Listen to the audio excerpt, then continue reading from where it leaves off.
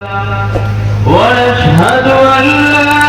إله إلا الله وحده لا شريك له ونشهد أن سيدنا ومولانا محمدا عبده ورسوله صلى الله عليه وعلى آله وأصحابه وسلم تسليما كثيرا أما بعد فأعوذ بالله من الشيطان الرجيم بسم الله الرحمن الرحيم ولا تقولوا لمن يقتل في سبيل الله أموات بل أحياء ولكن لا تشعرون صدق الله العظيم. عزیزان گرامی قدر، بزرگوں اور دینی بھائیوں، خاص طور سے نوجوان دوستوں جن کا اس پروگرام کو سجانے اور کامیاب بنانے میں بڑا اہم یوگدان اور تعاون اور بھرپور حصہ ہے. برسات کے اس موسم میں بارش کے برسنے کے ساتھ ساتھ اتنا اچھا اور شاندار انتظام دیکھ کر رشک آیا، خوشی ہوئی اور یقین بڑھ چلا ان واقعات پر جو ہم نے اکابر اور اپنے بزرگوں کے کتابوں کے اندر پڑھے کہ انہوں نے مذہب اسلام کے لیے، حق کے لیے، سچائی کے لیے اس انداز کی بڑی بڑی قربانیاں دی. یقین یوں بڑھا کہ جب آج 1450 سال کے بعد کا نوجوان اپنے دین کے لیے، سچائی کے لیے علماء کرام کی محبت میں اس قدر قربانی دے سکتا ہے تو ان بزرگوں نے یقیناً مذہب اسلام اور حق کے لیے قربانیاں دی ہوگی. یقین تھا، یقین کے اندر اور اضافہ ہوا اور دل سے دعا نکلی کہ اللہ پاک ان نوجوان بھائیوں کے جذبات کو قبول فرمائے. جیسے انہوں نے ایک مذہبی پروگرام کی لاج رکھی، علماء کرام کا مان سمان کیا، اللہ پاک دنیا کے اندر بھی اور آخرت میں بھی ان نوجوانوں کا اور اس پروگرام میں تعاون کرنے والے ہر ایک شخص کا قیامت کے دن اللہ مان اور لحاظ رکھ لے اور اللہ پاک ان کے بارے میں خیر کے فیصلے فرما دے. آپ حضرات کی کوششیں بڑی قابل رشک ہیں اور آپ کے امام محترم برادر اکبر جناب حضرت اقدس حضرت مولانا محمد سیف اللہ صاحب ندوی دامت برکاتہم العالیہ، ان کی محنتیں آپ کے ساتھ قابل رشک ہیں. آپ لوگ باہر رہ کر اپنی قربانیاں اور اپنی محنتیں کرتے ہیں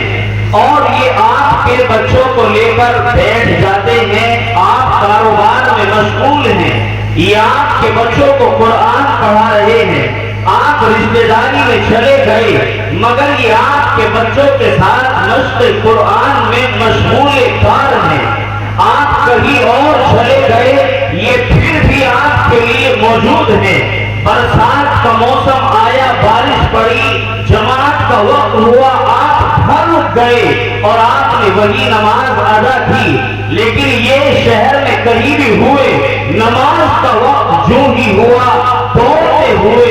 مسجد چلے آئے. نہ موسم کا خیال، نہ بارش کی کوئی پرواہ، نہ سردی کا کوئی لحاظ، آپ کی خدمت میں، مذہب اسلام کی خدمت میں آپ کے بچوں کو پڑھانے اور عمدہ تعلیم دینے کی خاطر ہمارا تن مصروف کار ہو گئے. دعا کیجئے کہ اللہ پاک ان کی جوانی اور حوصلوں کو سلامت رکھے، اللہ پاک مزید ان کے اندر اللہ بڑھوتری نصیب فرمائے اور اللہ پاک انہیں دنیا کے اندر بھی اور آخرت کے اندر بھی اپنی شایع نشان جزائے خیر نصیب فرمائے. یہ تو چند تمہیدی باتیں تھی مجھے بہت مختصر وقت میں، اس لیے کہ وقت کافی ہو چلا اور میں آپ کے چہروں کے اوپر غنودگی کے آثار محسوس کر رہا ہوں، اس لیے بہت مختصر انداز میں نے قرآن کریم کی جو آیت شریفہ آپ حضرات کے سامنے تلاوت فرمائی اس کی تشریح کر کے میں آپ کی بات کو ختم کروں گا۔ دعا کیجیے کہ اللہ پاک ہمیں قرآن کریم کے پیغامات پر 100% عمل کی توفیق نصیب فرمائے۔ بزرگان محترم، جب سے اس دنیا کا آغاز، ابتدا اور اسٹارٹنگ ہوئی، اسی وقت سے حق و باطل کی کشمکش، انصاف پسند لوگ اور بے انصاف لوگوں کا آپس میں مقابلہ چلتا رہا۔ اسی وقت سے امن کے ماننے والے لوگ بھی اس دنیا کے اندر موجود رہے، بے امنی پھیلانے والے لوگ بھی اس دنیا کے اندر موجود رہے، دونوں کا مقابلہ ہوتا رہا۔ حق کے ماننے والوں نے ہمیشہ باطل کا مقابلہ کیا اور باطل کو اون چنے چبوائے اور اسے حق کے سامنے سرنڈر ہونے پر مجبور ہونا پڑا۔ حق چمکا، رنگ لائی اللہ کے ماننے والوں کی محنت، ان کے جذبات قبول ہوئے خداوند عالم کی بارگاہ میں، ان کے جذبات، ان کی قربانیاں، ان کی جفاکشیاں قربان ہوئی مولا کائنات کی بارگاہ عالی میں، اور بالآخر وہ لوگ کامیاب ہوئے جو حق کے پرستار تھے، جو امن کے پجاری تھے، اور جو لوگوں کو تقوی اور ہدایت کا درس دینے والے تھے، جو لوگوں کو اطمینان و شانتی کا درس اور سندیش دینے والے تھے، وہ لوگ کامیاب ہوئے۔ اور جو لوگ دنیا میں اہنسا پھیلانے والے تھے، جو لوگ دنیا میں بے امنی پھیلانے والے تھے، ابتداء لگ رہا تھا، شروع میں یہ محسوس ہو رہا تھا کہ یہ لوگ کامیاب ہو جائیں گے، لیکن وقت حالات نے بازی ماری، پلٹی کھائی، اور جو لوگ آج کامیاب نظر آ رہے تھے، کل چل کر وہ برے لوگ ناکام ہوئے، نامراد ہوئے، اور ساری دنیا کے لیے درس عبرت بن گئی۔ حق اور باطل کی یہ کشمکش برابر جاری رہی۔ کبھی حق و باطل کی یہ کشمکش حضرت نوح علیہ السلام اور ان کی قوم کے درمیان جاری رہتی ہے، اور کبھی حق و باطل کی یہ کشمکش حضرت ابراہیم علیہ السلام، ان کی قوم، بادشاہ وقت اور حکومت وقت کے درمیان جاری رہی۔ کبھی یہی کشمکش موسیٰ اور فرعون کے درمیان جاری رہی، کبھی یہی کشمکش حق و باطل کی عیسیٰ اور ان کے مخالفین کے درمیان جاری رہی۔ پھر شدہ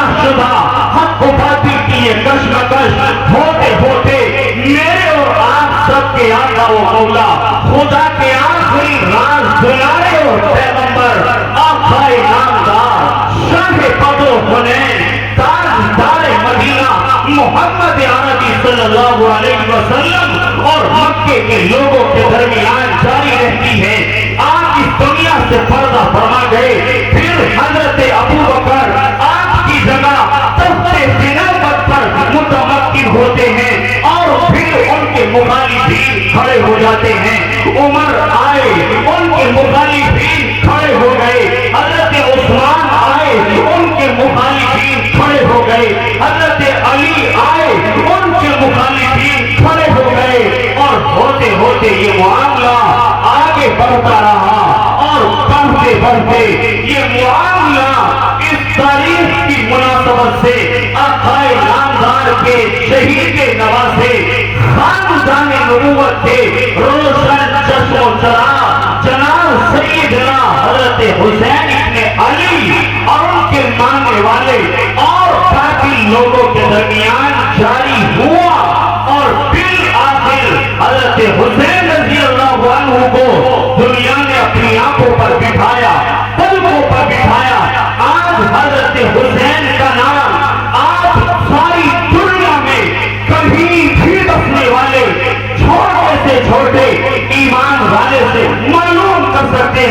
لیکن آپ کے قاتلین کے ناموں کو دنیا جانتی تک نہیں ہے۔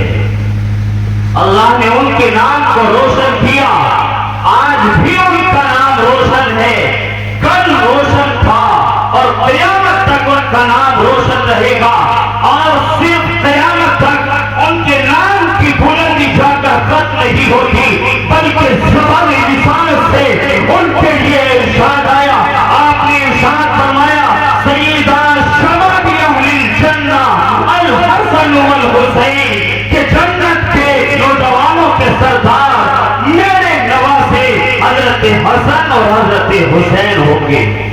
جنت کے اندر جا کر بھی ان کی بلندی کے سکے کا کمال اور چمک دمک قطعاً نہ ختم ہو سکتی ہے اور نہ پھیکی پڑ سکتی ہے۔ حضرت حسین رضی اللہ عنہ جب حضرت امیر معاویہ رضی اللہ عنہ کے انتقال کے بعد یزید تخت نشین ہوا، حضرت حسین رضی اللہ عنہ جو مدینہ منورہ کے اندر رہتے تھے، آپ مکہ مکرمہ چلے آئے۔ مکہ مکرمہ سے آپ کا ارادہ کوفہ کے لوگوں کے خطوط ملنے کے ساتھ یہ بنتا چلا گیا کہ مجھے کوفہ جانا چاہیے۔ آپ نے ارادہ کیا اور نکل گئے، وہاں کے لوگوں نے غداری کی اور آپ کو قتل و شہید کر دیا گیا۔ اور یوں 10 محرم الحرام کو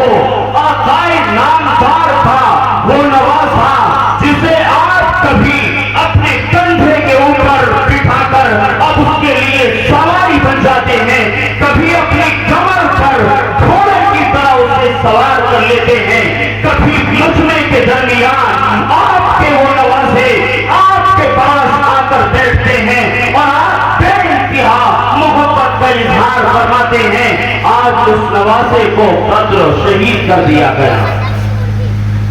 یہ ایک لمبی تاریخ اور داستان ہے جس کے بتانے کے لیے طویل ترین وقت درکار ہے، اور مجھ سے پہلے اکابر علماء کرام اس کے اوپر روشنی ڈال چکے ہیں۔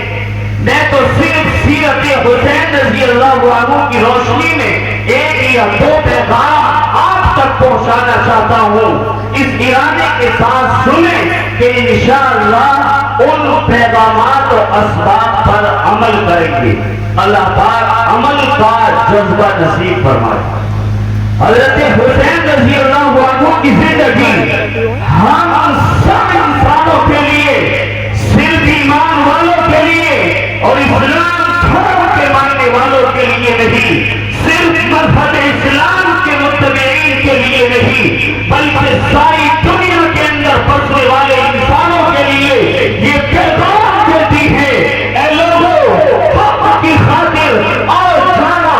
تک جانا، اگر یہ محسوس ہو دنیا ظلم کر رہی ہے، حکومت وقت ظلم کے اوپر اڑی ہوئی ہے، تو انصاف پر ڈٹ جانا، حق کے لیے ڈٹ جانا، اگر حق کے لیے اپنی جان کی قربانی دینی پڑے تو پھر دے دی جائے، اولاد کی قربانی دینی پڑے دے دی جائے، مال لٹانے کا موقع آئے مال لٹا دیا جائے، لیکن کبھی پارٹی کے سامنے جھکنے کا موقع نہیں آنا چاہیے۔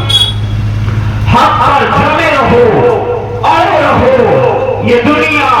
وقتی ہے، یہ موت کے ساتھ ختم ہو جائے گی، ہر ایک کو موت آئے گی، ہم سے پہلے کروڑوں اربوں انسانوں کو موت آئی، ہمیں بھی ایک دن موت آئے گی، اگر حق کے لیے ہماری زندگی لگ گئی تو ہم اللہ کو اپنا چہرہ دکھا سکیں گے۔ اس لیے حق کے ساتھ زندگی گزارو۔ کوئی اگر ظلم کر رہا ہے اور آپ کے بازو کے اندر اور آپ کے ہاتھ کے اندر اتنی پاور اور طاقت ہے کہ آپ ظلم کو روک سکتے ہو، ظلم کو روک دیجئے، ظالم کو ظلم سے باز رکھیے، آپ امن و امان کا ماحول بنائیے اور لوگوں کو خوشگوار زندگی گزارنے کا موقع نصیب فرمائیے۔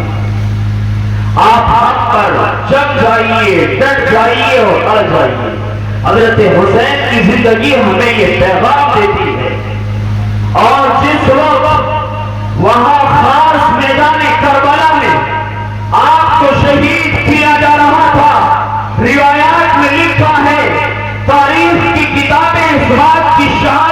دیتی ہیں اور عکاسی کرتی ہیں کہ حضرت حسین رضی اللہ عنہ اور ان کے متبعین اور چاہنے والوں نے ایسے وقت میں بھی اللہ کا حکم اور فریضہ نہیں چھوڑا اور اپنی نماز کو قضا نہیں ہونے دیا۔ ان کی زندگی کا یہ پہلو ہمیں یہ پیغام اور سبق دیتا ہے کہ اے لوگوں، حالات چاہے کچھ بھی ہو، مصیبتیں آئیں، آزمائشیں آئیں، پریشانیاں آئیں، حالات آئیں، لیکن موقع کیسا بھی ہو، ہمیں اللہ کے سامنے ہر حال میں ڈٹ جانا ہے اور اللہ کے سامنے اپنی پیشانی کو جھکانا ہے۔ کاروبار اچھا چل رہا ہو تب بھی، کاروبار میں نقصان ہو تب بھی، صحت ہو تب بھی، بیماری ہو تب بھی، مالداری ہو تب بھی، غربت ہو تب بھی، ہمیں اللہ کے حکم کو ماننا ہے اور نماز جیسے اہم فریضے کو اور سارے فریضوں کو بجا لانا ہے اور اللہ کا شکریہ ادا کرنا ہے۔ اس لیے حضرت حسین رضی اللہ عنہ کی زندگی ہمیں یہ چند پیغام اور سبق دیتی ہے، ہمیں یہ سندیش اور میسج دیتی ہے اور ہمیں یہ سمجھاتی ہے کہ لوگوں، مال اصل نہیں ہے، اصل عزت و شہرت نہیں ہے، اصل زندگی نہیں ہے، اصل یہ ہے کہ حق کے لیے جیا جائے اور اپنے بعد والے لوگوں کے لیے امن کی راہیں اور ان کے لیے امن کے راستے ہموار کیے جائیں، ان لوگوں کو زندگی گزارنے کا موقع فراہم کیا جائے۔ اس لیے ہر ایک ایمان والا یہ کوشش کرے کہ آج کے بعد انشاءاللہ اپنی زندگی کا صفحہ پلٹ دیں گے اور اپنی زندگی میں انقلاب اور تبدیلی لائیں گے۔ اب اس زندگی سے رخ موڑیں گے جس رخ پر ہماری زندگی چل رہی تھی۔ اگر بے نمازیوں والی زندگی تھی، نماز پڑھ لائیں گے۔ اگر کاروبار میں دھوکہ دھڑی والی زندگی تھی تو کاروبار میں صفائی لائیں گے، وفا لائیں گے اور وعدے کا پکا بند کاروبار میں لائیں گے۔ جس کو زبان دے دی اپنی زبان کو سچا کریں گے اور جس کے ساتھ وعدہ کر لیا اپنے اس وعدے کو ہم پورا کریں گے۔ مذہب اسلام اور قرآن کی تعلیمات پر ہم عمل کریں گے اور ہم یہ کوشش کریں گے کہ ہم پوری زندگی جہاں عبادات ادا کرتے ہیں وہیں اپنے اخلاق اور اپنے معاملات کو جناب نبی اکرم صلی اللہ علیہ وسلم جیسے اور اسلامی اخلاق اور معاملات بنانے کی کوشش کریں گے۔ دعا کیجیے کہ اللہ پاک ہمیں ان چند اور مختصر باتوں پر عمل کی توفیق نصیب فرمائے۔ آمین یا رب العالمین۔ وآخر دعوانا الحمدللہ رب العالمین۔